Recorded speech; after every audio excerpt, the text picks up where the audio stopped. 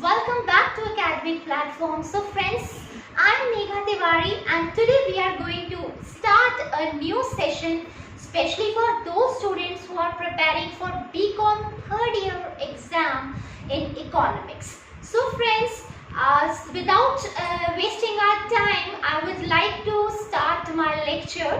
And guys, ये video उन लोगों के लिए है जिनके पास टाइम बहुत कम रहता है। जैसे कि हमें पता है कि आप लोगों का एग्जाम कोविड-19 लॉकडाउन की वजह से अभी प्रोबेबिलिटी है कि जुलाई में होने वाला है, तो हमारे पास टाइम बहुत कम है। तो हम लोग 10 ईयर्स से अपनी प्रिपरेशन करेंगे, 10 ईयर्स से हम प्रिपरेशन कंटिन्यू रखेंगे। पर जो भी हम लेक्चर्स यहाँ पर देंगे वो प्रॉपरली फुल फ्लेज होंगे, पूरे चैप्टर को कवर करते हुए होंगे, जो कि हम बहुत ही इंपॉर्टेंट क्वेश्चंस यहाँ पे डिस्कस करेंगे, जो कि एग्जामिनेशन पॉइंट ऑफ व्यू से बहुत ज्यादा इंपॉर्टेंट है। So friends, if you will like it, then please recommend to others, share with others and press the bell icon for subscribing my channel so that आपको notifications मिलती रहे। So let's start.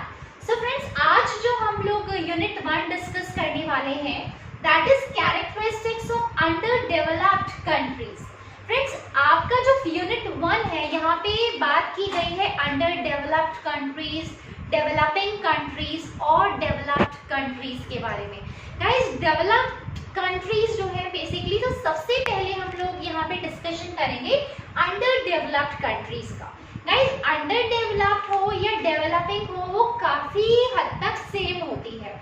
Guys, under developed countries के अंदर कुछ important features होते हैं। जैसे suppose मान लीजिए कि अगर हमारी कंट्री का ग्रोथ रेट बहुत ज्यादा टाइम टू टाइम डिक्लाइन कर रहा है, आपकी पर कैपिटा इनकम रिड्यूस हो रही है, तो ये अल्टीमेटली हमारे जीडीपी के ऊपर इफेक्ट डालता है, हमारी नेशनल इनकम के ऊपर इफेक्ट डालता है।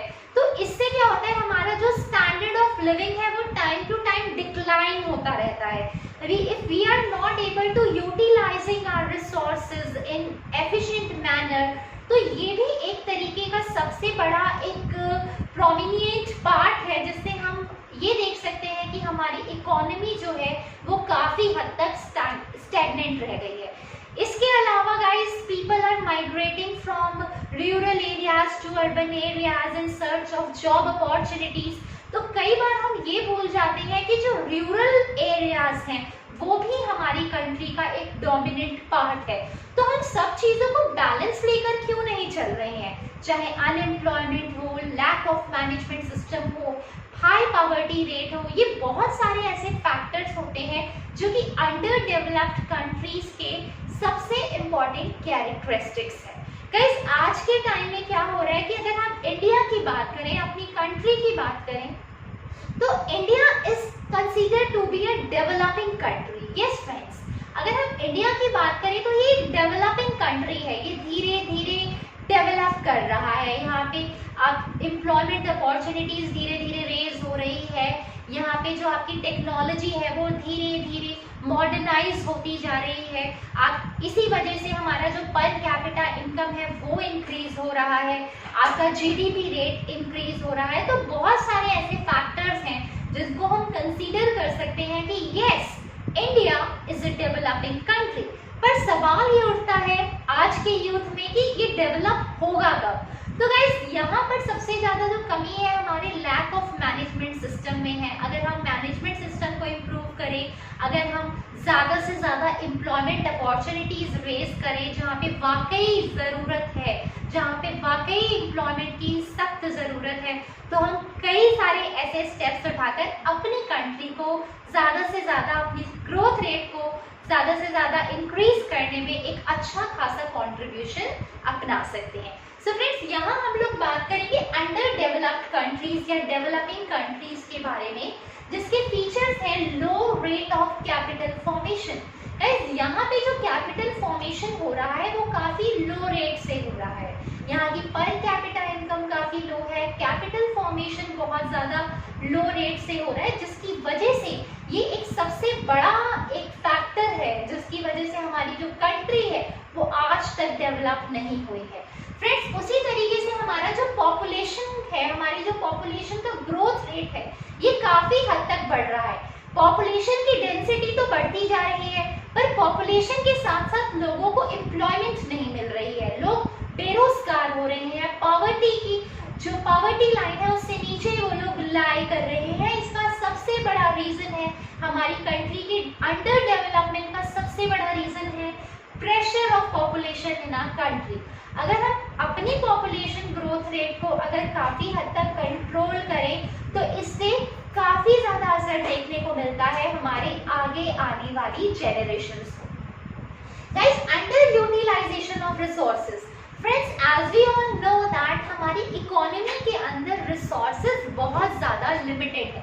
We have very scarce resources, but अगर हम उन रिसोर्सेज का भी प्रॉपर यूटिलाइजेशन ना करें तो इससे क्या होगा कि हमारी कंट्री के अंदर, हमारी इकोनॉमी के अंदर चीजें ठीक तरीके से एक्टिविटीज जो है वो हम प्रमोट नहीं कर पाएंगे, कहीं रन नहीं कर पाएंगे। Guys, resources are very scarce in nature. We have very less resources. Suppose मान लीजिए लैंड की अगर हम बात करें तो हम लैंड का यूज कर रहे हैं एग्रीकल्चर पर्पस के लिए, हम लैंड को रेजिडेंशियल कॉलोनीज को बनाने के लिए यूज कर रहे हैं, कंस्ट्रक्शंस के लिए यूज कर रहे हैं। तो लैंड एक है, रिसोर्स एक है, पर मल्टीपल फैक्टर्स ऐसे हैं जिसको हम यूज कर रहे हैं। तो फ्रेंड्स, हमें क्या करना है कि अगर हमारे resources time to time decline हो रहे हैं, अगर हम अपने रिसोर्सेज का प्रॉपर तरीके से यूटिलाइजेशन नहीं कर रहे हैं, तो ये एक बहुत बड़ा फैक्टर है फ्रेंड, जो कि कहीं ना कहीं अंडर डेवलप्ड इकोनॉमी को प्रमोट करता है। गाइस, उसी तरीके से अगर हम बात करें that India is developing country due to the presence of, yes, India को अगर हम पूरी तरह से अंडर डेवलप नहीं कह सकते, ये धीरे धीरे डेवलप कर रहा है, ये धीरे धीरे डेवलपिंग कंट्री है, ये विकास कर रहा है, because in the presence of high economic growth rate. Guys, यहाँ पे क्या है कि इधर हम धीरे धीरे प्रेशर कर रहे हैं, यहाँ पे हम कंट्रीब्यूशन दे रहे हैं कि कैसे हम इकोनॉमी की ग्रोथ रेट को इम्प्रूव करें, कैसे हमारी जो इकोनॉमी है वो ग्रो कर सकती है। गाइस, हमारी कंट्री का, हमारी इंडियन कंट्री का अगर हम बात करें तो करीब 65 to 70% ऐसा पार्ट है जो कि एग्रीकल्चर सेक्टर के अंदर इन्वॉल्व है। गाइस, हमारी जो पूरी एक इकोनॉमी होती है, इसके अंदर 3 मेजर लेवल्स होते हैं, primary, secondary and tertiary sectors. Primary sectors के अंदर हमारे एग्रीकल्चर का पार्ट कवर होता है, सेकेंडरी के अंदर हमारा मैन्युफैक्चरिंग सेक्टर कवर होता है। सिमिलरली जो हमारे टर्शरी सेक्टर्स हैं वो हमारे सर्विस सेक्टर्स हैं, जैसे सपोज मान लीजिए transportation, communication, warehousing, insurance, ये सब चीजें बहुत ही ज्यादा ट्रेड को बूस्ट करने में जो हमारा ये टर्शरी सेक्टर है ये बहुत ही ज्यादा इंपॉर्टेंट रोल प्ले करता है। गाइस, अब आप सोच सकते हैं कि अगर हमारे देश का लगभग 65 से 70% जो पार्ट है वो सिर्फ और सिर्फ प्राइमरी सेक्टर के अंदर एंगेज रहता है, अगर एग्रीकल्चर सेक्टर के अंदर ही रहता है, तो हम सोच सकते हैं कि ये एक सबसे बड़ा डोमिनेंट फैक्टर है जो कि कहीं ना कहीं रुकावट डाल रहा है हमारी देश की डेवलपमेंट में। अगर हम एग्रीकल्चर के साथ साथ अपनी सेकेंडरी सेक्टर्स, मैन्युफैक्चरिंग, इंडस्ट्रीज की तरफ भी ध्यान देना शुरू करें, टेक्नोलॉजी को अपग्रेड करें, मॉडर्नाइज करें, सेल्फ रिलायंट हो, इंडिपेंडेंटली जिए, तो कहीं ना कहीं ये बहुत सारे ऐसे फैक्टर्स हैं जो कि हेल्प करेंगे इंडिया की ग्रोथ के लिए, डेवलपमेंट के लिए। इससे अच्छी खासी हमारी जो इकोनॉमी का जो ग्रोथ रेट है वो बढ़ सकता है। Similarly friends, self reliance, yes, India is a country which is self reliant, yes, ये कहीं किसी के ऊपर डेवलप्ड नहीं, ये कहीं ना कहीं किसी के ऊपर निर्भर नहीं है, डिपेंडेंट नहीं है। फ्रेंड्स, जैसा कि हम बात करें कि जुलाई 1991 के अंदर एलपीजी इंट्रोड्यूस हुआ था। Guys, LPG means liberalisation, privatisation and globalisation. Guys, liberalisation के आने की वजह से जो लाइसेंस है वो पूरी तरह से अबॉलिश कर दिया गया था। बहुत सारी ऐसी इंडस्ट्रीज थी जिसके अंदर बिना लाइसेंस, बिना परमिट के आप अपना काम कर सकते थे। गवर्नमेंट की अननेसेसरी इंटरप्शंस, रिस्ट्रिक्शंस से आप दूर रह सकते थे। सिमिलरली गाइस, प्राइवेटाइजेशन की अगर हम बात करें, प्राइवेटाइजेशन का जो रोल है, इट मीन्स कि यहाँ हमने फोकस किया कि कैसे हमें पब्लिक सेक्टर्स के रोल को कम करना है और प्राइवेटाइजेशन को बढ़ाना है।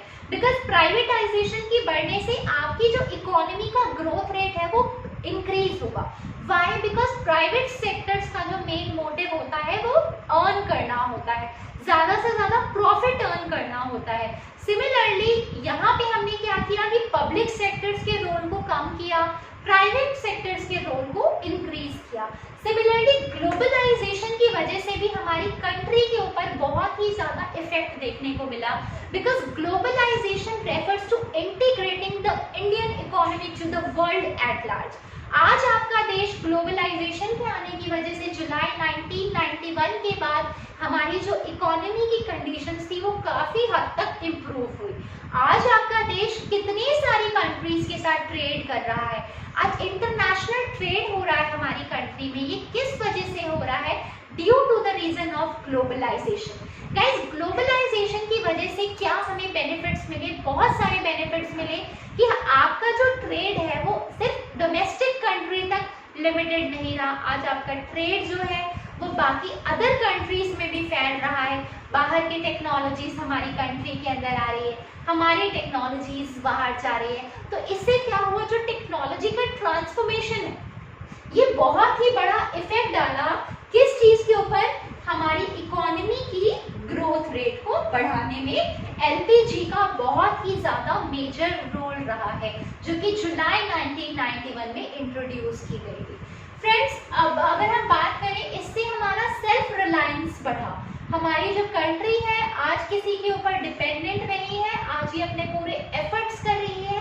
साथ के साथ अपनी पॉवर्टी को कैसे इरेडिकेट करना है, अनएम्प्लॉयमेंट को कैसे खत्म करना है, कैसे हमें एम्प्लॉयमेंट अपॉर्चुनिटीज को रेज करना है मार्केट के अंदर, कैसे आज हर घर में हर घर की कैपिटल पर कैपिटा इनकम को कैसे इंक्रीज करना है, इसका बहुत ही ज्यादा रोल रहा। गाइस, उसी तरीके से सोशल जस्टिस एंड मॉडर्नाइजेशन, यहाँ हमारी कंट्री ने सोशल जस्टिस एंड मॉडर्नाइजेशन के ऊपर भी ध्यान दिया। Guys, social justice means without any kind of discrimination, सब लोग आपस में मिलके कैसे हमें इकोनॉमी को रन करना है, कैसे हमें पूरी तरह से इक्विटी से काम लेना है, ये चीज बहुत ज्यादा जरूरी है। सोशल जस्टिस का होना, इन डिस्क्रिमिनेशन को, जो बहुत सारे डिस्क्रिमिनेशन होते हैं on the basis of sex, caste, religion, इन सब चीजों को दूर करके कैसे सब लोगों को पूरी स्पिरिट के साथ, टीम स्पिरिट के साथ आगे बढ़ना है। सिमिलरली फ्रेंड्स, मॉडर्नाइजेशन के अंदर हमने क्या किया, जो हमारी बहुत ज्यादा पुरानी आउटडेटेड टेक्नोलॉजीज थी उसको दूर किया। मतलब उस पुरानी आउटडेटेड टेक्नोलॉजीज को कैसे हमने मॉडर्नाइज किया। आज हम अच्छी अच्छी टेक्नोलॉजीज यूज कर रहे हैं। बेसिकली ये एक इनोवेशन है, एक क्रिएटिविटी है।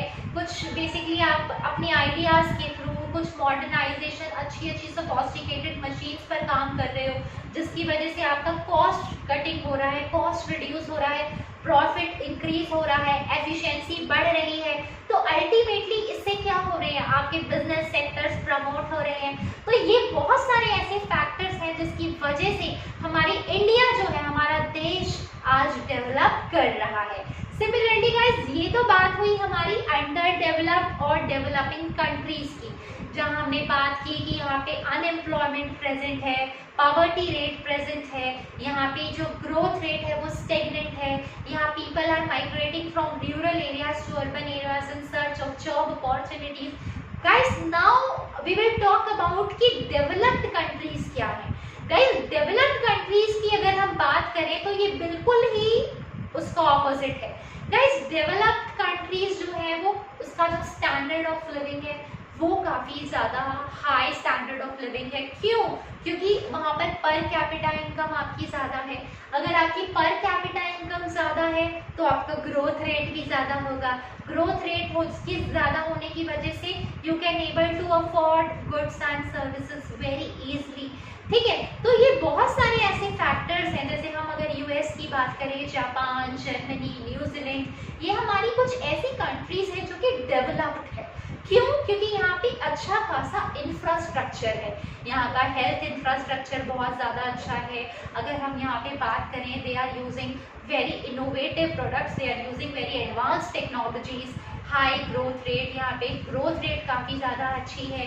ये बिल्कुल सेल्फ रिलायंट है, यहाँ मॉडर्नाइजेशन यूज हम कर रहे हैं, यहाँ की पॉपुलेशन की जो ग्रोथ रेट है वो काफ़ी हद तक कंट्रोल है। तो गाइस डेवलप्ड कंट्रीज की अगर हम बात करें तो वो बहुत ज़्यादा फर्क है दोनों में। तो आज भी अगर हमारी कंट्री जो है इंडिया अगर ये डेवलप कर रही है, पूरी तरह से डेवलप नहीं हुई है, तो बहुत सारे ऐसे फैक्टर्स हैं जो हमें रोक रहे हैं। हमारे पास रिसोर्सेज की कमी है, तो डेवलप्ड कंट्री के पास बहुत ज़्यादा रिसोर्सेज है। They are using their resources in an excellent manner. They are using sophisticated techniques for the production, distribution and exchange of goods and services. यहाँ वहाँ पर ध्यान दिया जा रहा है कंज्यूमर्स के ऊपर, उनको सेटिस्फाई कैसा करना है। साथ के साथ वहाँ पे पॉल्यूशन बिल्कुल भी नहीं है, पॉपुलेशन काफ़ी हद तक कंट्रोल में है। तो बहुत सारे ऐसे फ्रेंड्स जो एस्पेक्ट्स हैं वो हम डेवलप्ड कंट्रीज के अंदर देखते हैं, डेवलप्ड कंट्रीज के अंदर देखते हैं। तो फ्रेंड्स ये जो हमारा डिस्कशन था वो इसी चीज़ के ऊपर था कि अंडर डेवलपिंग और डेवलप्ड कंट्रीज के अंदर किस तरह का डिफरेंस है। सो फ्रेंड्स ये हमारा जो डिस्कशन था ये पूरा हमने क्वेश्चन 1 कंप्लीट कर लिया। So friends, here we are going to discuss about some of the common features of underdeveloped economy. हमने बहुत सारी चीज़ें अभी पढ़ी जो कि बहुत ज़्यादा इम्पॉर्टेंट है आपके एग्जामिनेशन पॉइंट ऑफ व्यू से। गाइज हमने डिस्कस किया अंडर डेवलप्ड इकोनॉमी के बारे में, डेवलपिंग इकोनॉमी के बारे में, साथ के साथ डेवलप्ड कंट्रीज के बारे में भी हमने काफ़ी चीज़ें डिस्कस की। सो फ्रेंड्स यहाँ हम लोग डिस्कस करने वाले हैं कुछ common features under developed economy के बारे में, जैसे पॉपुलेशन ग्रोथ रेट। अगर आपका पॉपुलेशन का जो ग्रोथ रेट है वो काफ़ी ज़्यादा हाई रहेगा, पॉपुलेशन का प्रेशर काफ़ी ज़्यादा हाई रहेगा, तो इससे हमारी इकोनॉमी के ऊपर एडवर्स इफेक्ट पड़ सकता है। तो हमें अपनी पॉपुलेशन को काफ़ी हद तक कंट्रोल करना है, क्योंकि अगर पॉपुलेशन कंट्रोल में रहेगी तभी साथ के साथ हमारी जो इकोनॉमी है वो काफ़ी हद तक सेल्फ रिलायंट बनेगी, हमारी इकोनॉमी ग्रो करेगी। तो ये एक सबसे बड़ा कॉमन फीचर है जो कि हमारी पॉपुलेशन की वजह से हमारी इकोनॉमी के ऊपर एडवर्स इफेक्ट डाल रहा है। गाइस सिमिलरली लो पर कैपिटा इनकम, अगर आपकी पर कैपिटा इनकम लो है, अगर आज हर घर में जितने भी पर्सन्स एम्प्लॉयड है, जो काम कर रहे हैं, जो वर्किंग है, उनकी पर कैपिटा इनकम अगर लो है, उन्हें अच्छी सैलरी नहीं मिल रही है, तो इससे क्या होगा, इससे अल्टीमेटली हमारी इकोनॉमी के ऊपर एक एडवर्स इफेक्ट देखने को मिलेगा। बिकॉज अगर आपकी पर कैपिटा इनकम है तो हमारी जीडीपी, हमारी नेशनल इनकम के ऊपर काफ़ी ज़्यादा एडवर्स इफेक्ट देखने को मिल सकता है।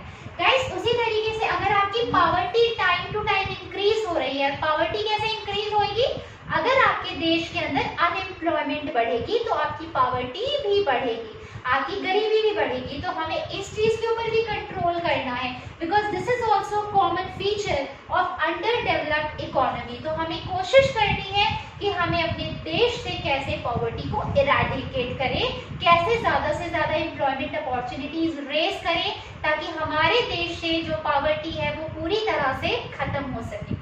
गाइस सिमिलरली फॉरेन ट्रेड अगर देखा जाए तो एक एडवांटेज भी है हमारी कंट्री के लिए, साथ के साथ डिसएडवांटेज भी है। गाइस फॉरेन ट्रेड मींस हमारी जो कंट्री है आज के टाइम में जो कम्प्लीटली बाहर के देशों के ऊपर डिपेंड हो गई है, जो कि नहीं होना चाहिए। आपको सेल्फ रिलायंट बनना है, आपको अपना एक्सपोर्ट ज़्यादा से ज़्यादा करना है, ज़्यादा से ज़्यादा प्रोडक्शन करना है, डिस्ट्रीब्यूशन करना है, ताकि इससे जो है ग्रोथ रेट आपकी इंक्रीज हो। सिमिलरली पुअर गवर्नेंस और पॉलिटिकल करप्शन, हमारे देश की जो पॉलिटिकल पार्टीज है जो कि आज जो है हमारे ही फंड्स का गलत तरीके से यूटिलाइजेशन कर रही है अलग अलग कामों में, तो ये ऐसा नहीं करना चाहिए बिल्कुल भी। जो इस तरीके से पॉलिटिकल करप्शन हो रहा है, जो पुअर गवर्नेंस है, अगर जो सही जगह पे चीज़ों को टाइम टू टाइम इन्वेस्ट नहीं कर रही है, अच्छे डिसीजंस नहीं दे रही है, करप्शन कर रही है, ब्लैक मार्केटिंग कर रही है, तो इससे क्या हो रहा है, हमारी पूरी इकोनॉमी के ऊपर काफ़ी ज़्यादा एडवर्स इफेक्ट देखने को मिल रहा है। तो हमारी गवर्नमेंट को अच्छे से अच्छा काम करना है, पॉलिटिकल करप्शन नहीं होना चाहिए हमारे देश के अंदर, तो हम काफ़ी हद तक चीज़ों को कंट्रोल कर सकते हैं, काफ़ी ज़्यादा हम अपनी डेवलपमेंट पे ध्यान दे सकते हैं। सिमिलरली प्रोडक्शन कंडीशंस, हमारी जो प्रोडक्शन कंडीशंस हैं गाइस, जैसे प्रोडक्शन कंडीशंस की अगर हम बात करें, जो हम यूज़ कर रहे हैं, रिसोर्सेज जो हम यूज़ कर रहे हैं, उसका हम अंडर यूटिलाइजेशन कर रहे हैं, हम उसको वेस्ट कर रहे हैं। हमें ऐसा बिल्कुल भी नहीं करना चाहिए, because we have very scarce resources, और अल्टीमेटली हमें उन स्कैर्स रिसोर्सेज का अच्छे से अच्छा प्रोडक्टिव जगह पे यूज़ करना है, ताकि हमारा देश आगे बढ़े, हमारी ग्रोथ हो, हम ज़्यादा से ज़्यादा बेसिकली हमारी ग्रोथ रेट इंक्रीज होएगी, हम डेवलप होंगे, तो एक दिन ऐसा आएगा जो हम वाकई हमारी जो कंट्री है वो पूरी तरह से डेवलप हो पाएगी। गाइस, अनएम्प्लॉयमेंट बहुत ज़्यादा है हमारी कंट्री के अंदर। अनएम्प्लॉयमेंट, पॉवर्टी भी कुछ ऐसे फैक्टर्स होते हैं जो कि इफेक्ट करते हैं हमारी कंट्री की ग्रोथ रेट को, हमारी डेवलपमेंट को। And similarly role of agriculture, जैसे कि मैंने अभी बताया कि हमारी देश का, हमारी कंट्री का अराउंड 65 to 70 पार्ट जो है वो सिर्फ और सिर्फ प्राइमरी सेक्टर के अंदर एंगेज है, एग्रीकल्चर सेक्टर के अंदर एंगेज है। तो ये भी एक बहुत ही बड़ा डोमिनेंट फैक्टर है जो कि अफेक्ट कर रहा है हमारे देश की अंडर डेवलपमेंट के ऊपर। तो हमें क्या करना चाहिए, हमें ज़्यादा से ज़्यादा लोगों को प्रमोट करना चाहिए कि वो सेकेंडरी इंडस्ट्रीज के ऊपर भी ध्यान दें, सेकेंडरी सेक्टर्स के ऊपर फोकस करें, टर्शरी सेक्टर के ऊपर फोकस करें, warehousing facilities, insurance, communication, telecommunication, इन चीज़ों के ऊपर भी काफ़ी हद तक ध्यान दें, जिससे हमारी इंडिया, हमारे देश की डेवलपमेंट हो। तो गाइस, ये जो हमारा यूनिट 1 है ये आज यहाँ पे खत्म हो रहा है। तो ये हमने बहुत ही अच्छा डिस्कशन किया, और ये जो क्वेश्चन हमने पूरा आज हमने डिस्कस किया, ये आपके एग्जामिनेशन पॉइंट ऑफ व्यू से बहुत ही ज़्यादा इम्पोर्टेंट है। तो प्लीज़ अगर आपको मेरी वीडियो अच्छी लगी है तो प्लीज़ आप अपने फ्रेंड्स को शेयर करिए, रिकमेंड करिए, and please press the bell icon for subscribing my channel, ताकि आपको आगे आने वाली नोटिफिकेशंस भी मिलती रहे। So friends, at this